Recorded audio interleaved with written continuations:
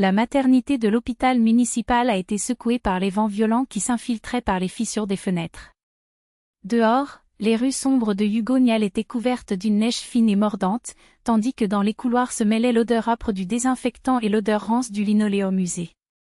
Nous étions le 28 décembre et l'équipe pouvait à peine cacher sa fatigue, tout le monde rêvait de survivre au quart de travail jusqu'au nouvel an sans urgence. Mais pour l'infirmier Sergueï Platonov, 37 ans, avec de profonds cernes sous les yeux et un regard fatigué, il était debout depuis près de 24 heures. En une décennie de métier, il avait tout vu, le premier cri triomphal d'un nouveau-né, le silence glacial d'un bébé qui ne pouvait résister, l'hystérie, les rires, les larmes. Cependant, cette nuit-là serait différente. Dans la salle 3, Larissa Kovalva était en train d'accoucher. Épouse d'un des hommes les plus influents de la ville, elle était arrivée à la maternité dans une voiture de luxe, enveloppée dans un coûteux manteau de soie, avec des bracelets en or aux poignets. Même entre les contractions, elle essayait de maintenir une posture royale, donnant des ordres aux infirmières comme si elles étaient des servantes. « Je paie une fortune pour ce service », grogna-t-il dans sa barbe, tandis que Sergueï vérifiait calmement son pouls. « Faites en sorte que tout soit parfait. » Les naissances ne suivent cependant pas de contrôle ni de statut. Le garçon est né pâle, presque sans pleurs, et les moniteurs ont montré une grave anomalie cardiaque. Il va falloir une unité de soins intensifs néonatales, pensait Sergueï, tandis que les yeux glacés de Larissa avide d'un héritier impeccable le regardaient avec une exigence silencieuse. De l'autre côté du couloir, dans la salle 5, Anya, une femme de 22 ans, sans bague au doigt et avec un sac usé près de la tête, faisait face seule à son premier accouchement. Il n'y avait pas de chauffeur privé ni de manteau de marque, juste de la sueur sur le front et de la peur dans les yeux. Mais son fils est venu au monde avec un cri fort, presque provoquant, comme s'il était prêt à se battre.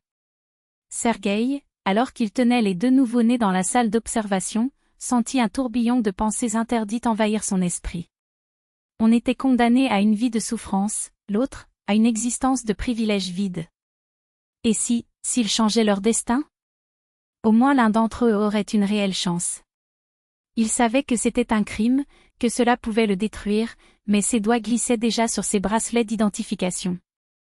Un clin d'œil. Autre. 2 secondes ont suffi pour entrelacer de manière irréversible de vie. Sergueï a pris le bébé en bonne santé dans les bras de Larissa, ressentant non seulement le poids de ce petit corps, mais aussi le poids d'une décision qui le hanterait pour le reste de ses jours. Les années passent et la ville se transforme. Les bâtiments en verre et en béton ont remplacé les anciennes constructions soviétiques, les places recevaient des fontaines lumineuses et des fenêtres design brillaient sur les avenues. Mais les vies des deux familles, dont Sergueï avait confondu les destins en cette nuit fatidique, ont suivi des chemins radicalement opposés. Dans les hauts murs surveillés par caméras du manoir Kovalev, Daniel a grandi comme l'enfant doré d'un empire. Grand, fort, toujours avec le dernier modèle de smartphone en main et l'habitude de donner des ordres.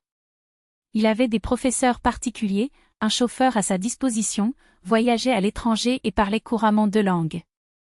Il savait skier dans les montagnes suisses et jouer du piano avec élégance, même s'il préférait jouer au ballon avec des amis dans la cour fermée de la propriété. Mais derrière la façade du succès se cachait un vide glacial.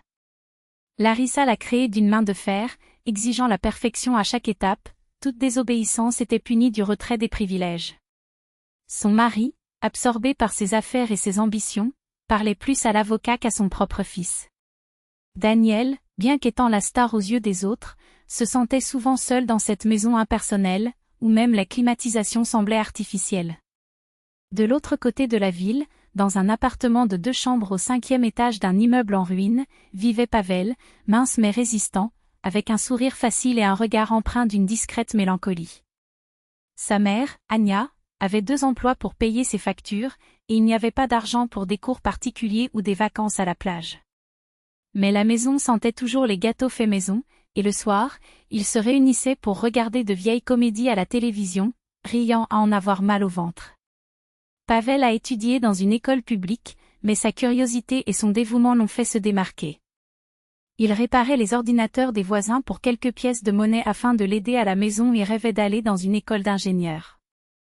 Son petit appartement était un lieu de rencontre pour les amis, qui se pressaient dans la cuisine pour jouer de la guitare et boire du thé bon marché, remplissant l'espace de rire et de jeunesse. Sergueï Platonov, aujourd'hui chef du secteur, avait toujours le même regard fatigué. La routine suivait son cours, mais la culpabilité ne le quittait jamais. Parfois, par hasard, je passais devant l'école de Pavel où je voyais dans les journaux des photos de Larissa avec Daniel lors d'événements caritatifs. Il savait ce qu'il avait fait. Et je savais que tôt ou tard, la vérité éclaterait. Le moment de panique est arrivé lorsque les deux jeunes se sont rencontrés, sans le savoir, lors d'un tournoi d'échecs municipal.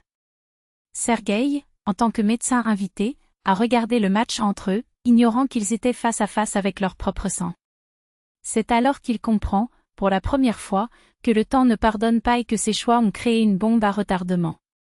Cette nuit pluvieuse, Sergueï est resté dans son bureau longtemps après le travail. Des gouttes coulaient sur les vitres embuées et les pas des infirmières avaient depuis longtemps cessé dans les couloirs.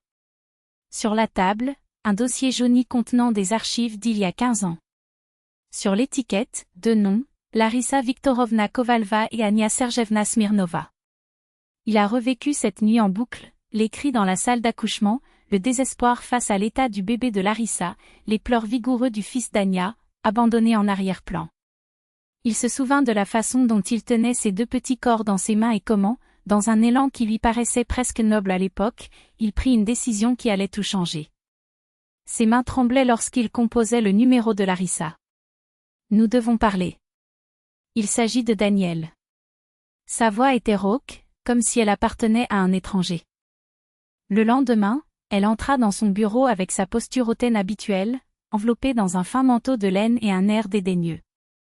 Qu'est-ce qui pourrait être si urgent que je doive quitter une réunion du conseil d'administration ? Demanda-t-il en jetant nonchalamment son sac sur une chaise. Sergueï inspira profondément. Il y a 15 ans, j'ai changé de bébé. Votre enfant n'est pas le vôtre. Le visage de Larissa devint pâle comme du marbre. Pendant un moment, elle ne comprit pas ou ne voulut pas comprendre. De quel genre de chantage s'agit-il ? Il a dévoilé les résultats du test ADN, réalisé en secret après le tournoi d'échecs. Le fils d'Ania Smirnova est à toi. Et Pavel est à elle. Larissa chancela comme si elle avait reçu un coup de poing. Ses yeux reflétaient l'horreur, le dégoût, mais surtout, une question qui la terrifiait encore plus, est-ce qu'il sait ? La rencontre entre les familles s'est déroulée dans une chambre privée de l'hôpital, à l'abri des regards indiscrets. Sergueï avait insisté sur une intimité absolue.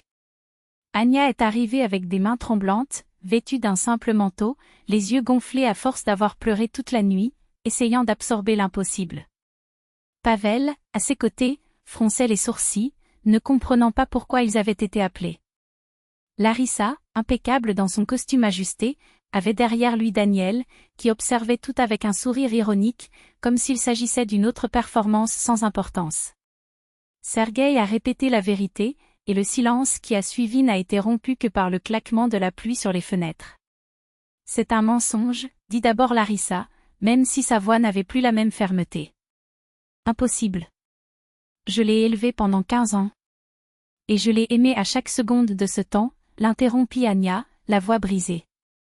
Il était ma raison de vivre. Daniel se renversa sur sa chaise avec un rire sec. Et maintenant ? Devons-nous le changer comme un jouet ? Comme pour revivre les scènes les plus douloureuses de ses propres films, Sergueï ferma les yeux. Il savait que ce ne serait pas le moment le plus difficile à cause de la vérité elle-même, mais à cause des cicatrices qu'elle laisserait derrière lui. Chacun d'eux avait construit sa propre réalité et maintenant, alors qu'ils se heurtaient, de profondes fissures s'ouvraient en chacun d'eux. D'une voix basse, presque dans un murmure, il a admis « Je suis prêt à faire face aux conséquences ». Une lourde pause. Mais vous méritiez de savoir.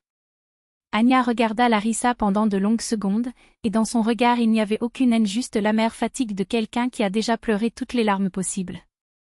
Je vous laisse la décision, dit-il finalement en se tournant vers Sergueï, la voix remplie d'une résignation qui faisait plus mal que n'importe quelle accusation.